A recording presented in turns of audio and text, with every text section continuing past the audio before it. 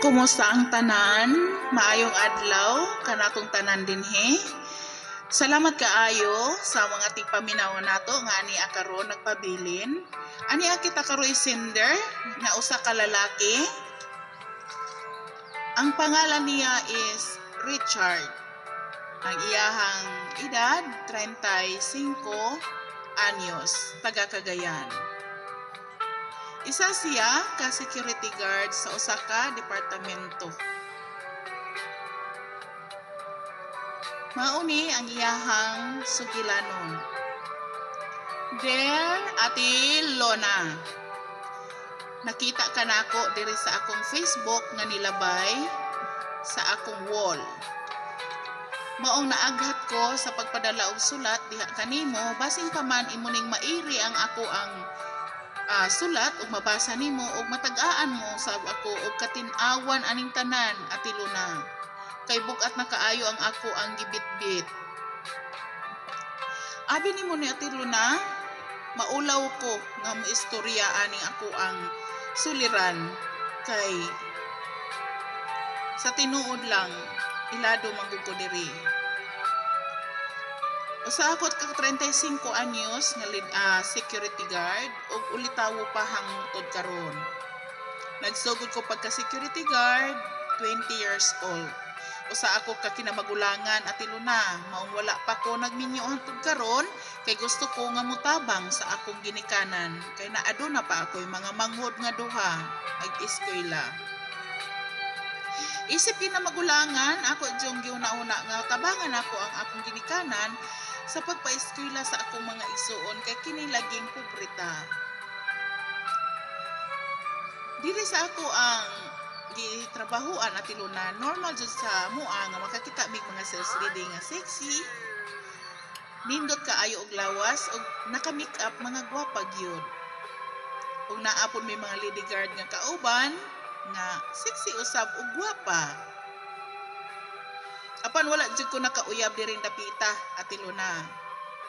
Nakauyab ko dito sa laing nga departamento, sa laing department store.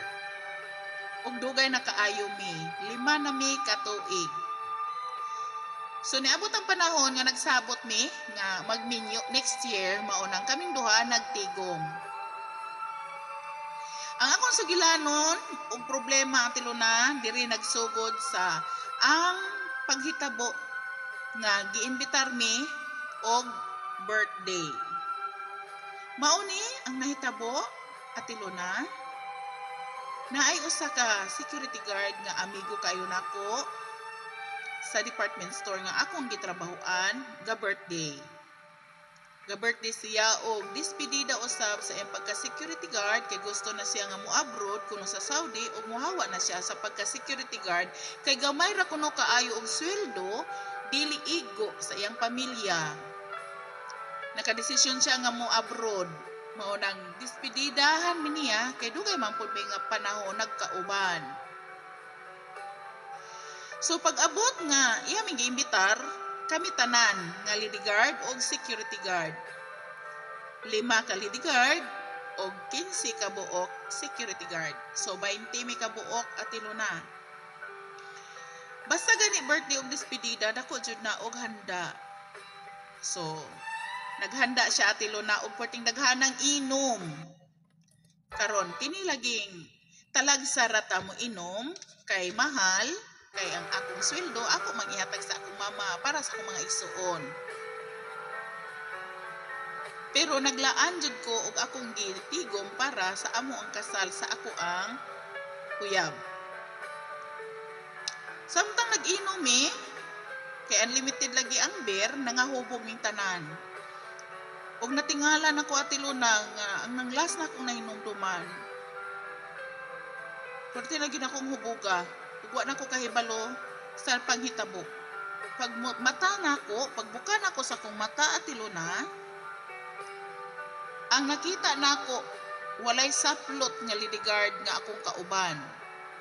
Diha sa higdaanan kay katong among gitagayan aduna man pod intay lantay nga naapoy kutson.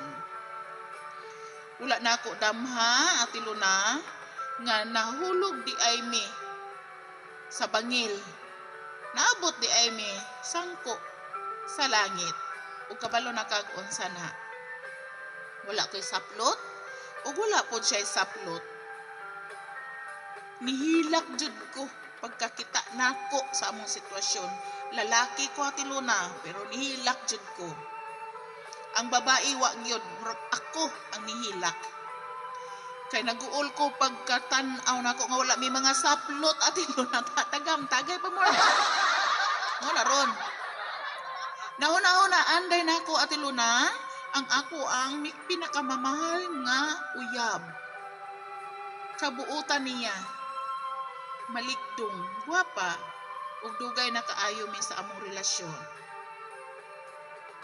Ning talikod ko kaniya ug nitulo akong luha nga naguol ko unsaon ko ni pagsulbad ron. Wala ko nahigugma aning lidigard. Wala mi nagkauyab ug katurang panahon na nahilabtan ako siya. Akong taning i-deny sa akong uyab nga nakapanghilabot ko. Kay niingon man ang lidigan niya akong gilabtan nga kung mapadayon daw magburo siya tubagon ako. Nag-ingon pa jud siya nga kung naa ako'y uyab ug asawa, iya jud kong ilugon para na ay aman ang iyang gipuyos. Kay mapatay po daw siya sa iyang amahan kay dalaga manggod siya pod. Niabot ang panahon nga niistorya jud ko sa akong uyab Ate Luna. Kay dili jud ko gusto nga mamaka ko. Panahon nga niistorya ko ni Ate Luna, gisagpa ko og tamang-taman. Akong gisaysay niya ang tanan ug nag-ingon ko niya, promise, dili na ko to dayonon nga babayi. Ikaw akong gihigugma, kita mo'y magminyo. Ug nag-ingon po ko niya nga ako lang tubagon ang bata, provide nako sa iyahang gikinahanglan. Apan nihilak siya Ate Luna ug niingon ayaw pakita nako hangtod dili nimo ma-fix ang imong problema. Gisayangan nimo ang akong pagsalig nga diin gihigugma man unta tika ug wala ko'y pagkulang kanimo. Guwapa, buutan, maligdong, limpyo nga pagkababae ang akong uyab Ate Luna. Ug siya akong gusto nga makauban sa tibuok kong kinabuhi. Igo ra ko sa pagtulo sa luha ug nagbasol sa akong gihimo. Ug wala pa siguro ko ato nagtagay-tagay, naginom-inom, dili siguro unta jud ko magka-problema. To make the story short, Ate Luna, nilaylo nako ang ako ang uyab. Pagkalaylo niya Ate Luna, mura ko gibagsakan sa langit. Gibagsakan ko sa langit tungod kay naguol ko, bahasin og dili ko niya. Pamanhonon, di ko niya dayonon. Grabe kadako sa akong problema ato nga panahon na. Kay dito ko nakakita sa naong sa akong uyab nga sukad-sukad, wala gyud na siya nasuko nako ug gitulisok jud ko niya ug nasagpaan jud ko taman-taman. Baga kuno kog nawong ni salig ko ug hindi man di ay kuno ko kasaligan. Tubaga ang imong obligasyon didto. Magbulag ta ug wa ko mosugot. Pwede ra man gyud unta ako ang providean ang bata Ate Luna, pero niya paloy ang bata. Kinahanglan daw nako tubagon. Dili ko gusto mo tubag ato nga kami mo'y magminyo. Gusto nako ako lang providean sa iyang gikinahanglan ang bata lagi. Apan dili siya mosugot. Mag-ingon siya nako nga kung dili gani kuno ko maminaw sa iyahang gitambag nako nga ipatubag. Iyaha daw ko layasan dito, di na daw ko niya makita. So kay dili naman ko niya makita Ate Luna, pag ingon niya nga mulayas daw siya dito, di na daw nako siya makitaan. Nagluhod ko in town niya Ate Luna, ayaw na buhata in town kay basin og mamatay ko. Grabe gyud akong gugmaha ato nga babae Ate Luna. Og sa dihang nihangyo ko niya nga di ko niya bulagan. Iyaha kong gisagpa og kadaghan ug nabunog yung taong ko. Gipasagdan ra pud nako kay sala man sad nako. Nintalikod ko, kaya naman kong gibiyaan. Nimpauli ko sa amo ang guardhouse nga nagguol. Mao ni ang ako ang tambag nga pangayoon diya kaninyo at iluna, unsa bay akong buhaton ni ini. Kay bisan ako, lalaki, muhilak ko tungod sa akong hinigugma, nga di ko gusto nga biyaan ko niya.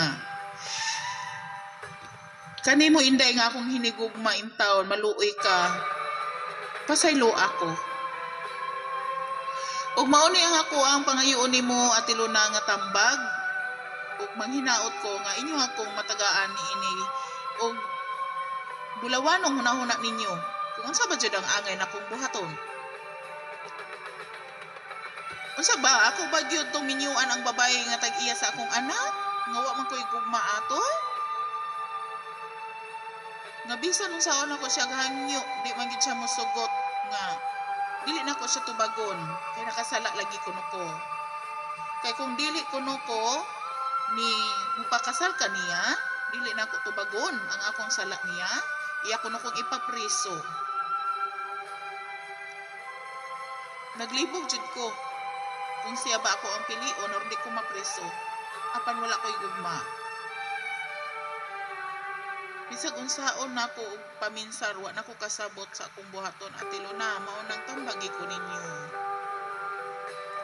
Unsa ba gyud ang ako ang buhaton? Ilabi na sa ako ang hinigugma karon, mahal ta kaayo ti kaday. Wala jud ko nagdahom nga mahitabo ni nato. Kay bisag unsaon akong paminsar, dili lagi in taong ko gusto nga kato akong pakaslan, ikaw gyud. Salamat kaayo at iluna sa imuhang pagbasa ni ako ang sugilanon uban sa ako ang suliran nga grabe ka bugat. Walay gabi nga akong gipangandoy ang ako ang uyab. Sa sobra namo kaklo, sa sobra namo kahigugma, dako yang gugma nako, dako akong gugma kaniya. Maong niabot na sa point nga magminyo mi. Siya akong gipangarap sa akong kinabuhi nga makauban at iluna. Pero niingon siya i-fix lang sa daw nako ang akong problema aning lidigard kay ay hako aniya muduol. Daw wala ko kasabot sa akong gibati. Basin pa man sa iyahang gibuhat, mawad-an na siya gugma kanako, di na siya mobalik nako at iluna. Palihog tambagi ko sa ako ang suliranin o sa akong problema nga ako ang gipabasa ni ining imong tulumanon. Ang babae di ay nga lidigard at iluna taga Bukidnon de siya. O magtulo na kabulan ang iyang tiyan karon. Kini ang imuhang sender Richard.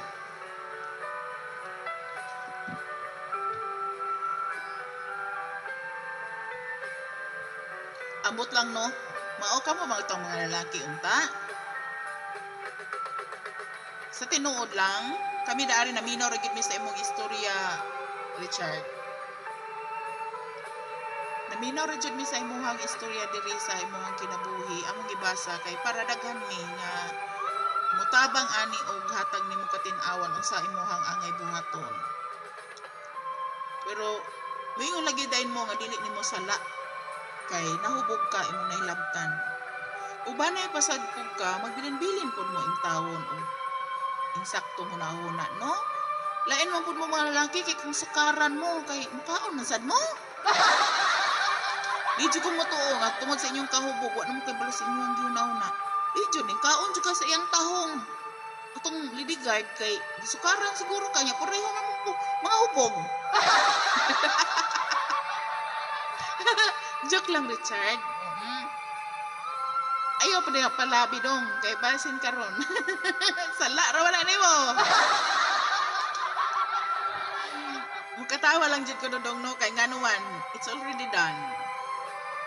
Muna'y pag-ignon nga, ato ba nga imo ang problema? Kanimo pud inday lidigard. iya man daw tubagon ang bata lifeguard. Di man mo uyab, wala man kagimahal. Nya gusto ka mag-uban mo, magsigira mo kaaway. Nagbutbuot na po na rin, no? Nagbutbuot na po ko na rin og tambag ninyo mga inday. Sa tinuod lang. Ako ara ni emosyon. No? Ako ara ni ha idea ra ni nako. Ako ara ning bot-buot nga istorya nga mao na imong buhaton dodong kay naglagot manggug ko nimo kay kani manggug mga lalaki bitaw no basta bitaw hukaran jud bitaw tinuod mao jud ni mao jud ni mao jud ni basta sukaran mo mukaon dayon mo maglikay unta no nya karon ana na naman ang problema unsaon naman ang naturon. Oh, kamo na mga lalabs mo ay magyaw-yaw diri sa social media mga lalabs, i-comments ninyo dinaon sa inyong ikasultin Richard. Ay, Diyos mio, marimar kordapya di papait kadudong. Nya saan man turon nito imong uyab? Nga lima naman mo katuig. Magminyo naman mo. Nya nasakitan naman to. Oh, kawang kaayo ang inyong pagpaningkamot sa inyong relasyon. Nga along the way ra ba sa inyong mga relasyon wa ta kay balo pati po ra bandaguhan na sa inyong naagian pero gi-overcome dito ninyo tungod sa inyong gugma. No? Tungod sa gugma. Nya unsa man toron? Oh, naron. Ako dili ko makaingon jud kung sa iyong angay buhaton. Depende na lang jud na istoryahon na lang jud na ninyong duha sa imong lady guard nga wala man kayo gugma nimo. Bro, Badi. Badi. Badi. Badi. Wala mo kay kugman nimo. Nya, accidental man nga nagkaon lami-lami. Ako ana lang nang tuwa ko ng bata akong providean, pero ayon na lang ko kasula nga magminyo pata. Uy, kay wala man kuning kugman nimo, oy. Lain ra ba ning relasyon no nga wala kugman no nga magminyo kay along daw sa ilahang kaminyoon, gubot pas lukot.